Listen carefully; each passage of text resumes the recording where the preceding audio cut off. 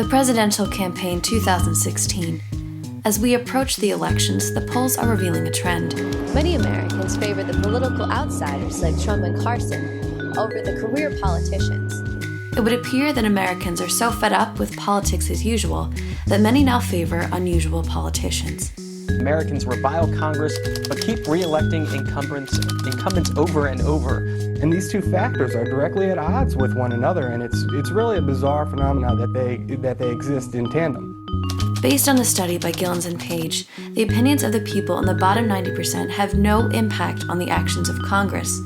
The opinions of the economic elite and special interest groups, however, are closely reflected in the actions of Congress. What looks like responsiveness to the public overall is really responsiveness to the economic elites. And once you've distinguished the views of economic elites from other Americans, you see that the middle class and the poor have really, as I say, virtually no influence over government policy outcomes. While the study suggests that the government does not reflect the people, it could also suggest that Congress is susceptible to corruption, but not necessarily corruption by a traditional definition. Well, it's not the petty corruption of trying to earn a few bucks on the side. The corruption of Congress now is centered on them failing to represent their constituents. On January 2010, the Citizens United ruling of the Supreme Court allowed unions, special interests, and corporations to spend unlimited sums of money on candidates.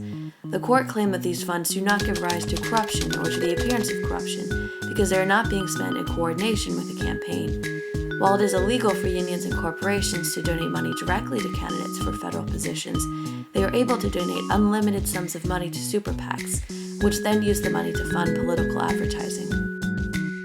One possible solution, term limits, is not a new concept.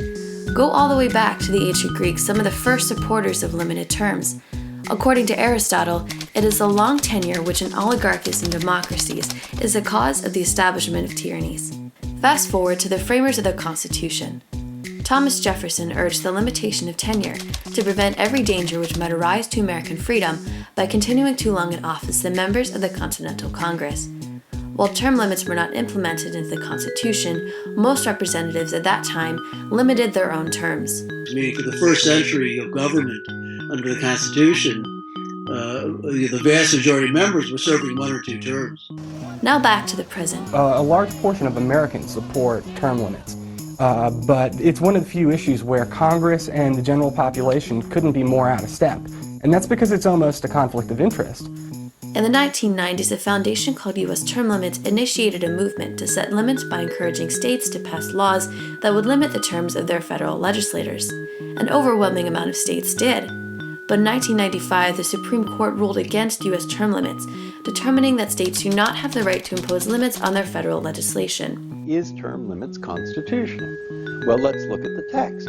How much weight you put on that 10th Amendment, and how do you see the interaction? There's no real answer to a lot of these questions. Critics of term limits claim that they would not effectively curb corruption and that they would prevent experienced legislators from being in office. It's the experienced legislators who have given us an $18 trillion national debt, 2 unending wars in the Middle East and the prospect of more, a government that is spying on every American. I would say that's not a very good argument for experience in office, and it might be a better argument for rotation in office, which is what the founders wanted. Many of these congressmen never go back and live under the laws they've passed. An argument against term limits that has particular resonance is the argument that term limits are undemocratic, that the election process effectively limits members of Congress, giving voters the power to put people in and take people out as they choose. The fact is there are already term limits. It's every 2 years that there's an election held. If the people want change, they have the power of their vote. They have to exercise that power.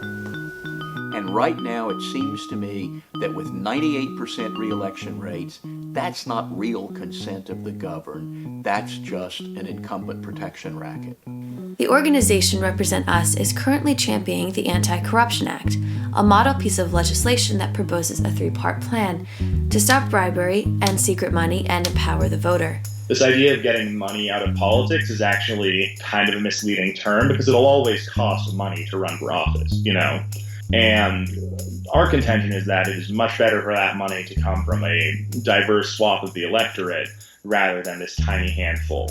With the recent Supreme Court decision, the so-called dark money is now permeating the election cycle, and I think it is a dramatic change to the way that Congress is acting.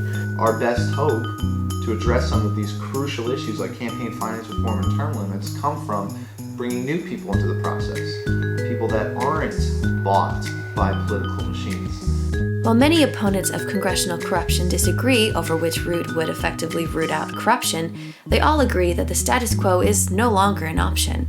You know, I think a president who said, look, I want an up or down vote on term limits, and talked about it on the stump all over the country and continued to use the bully pulpit to highlight the issue, could have tremendous influence. I'm here at the Democratic debate in Manchester, New Hampshire. Temperatures are low here, but passions are running high.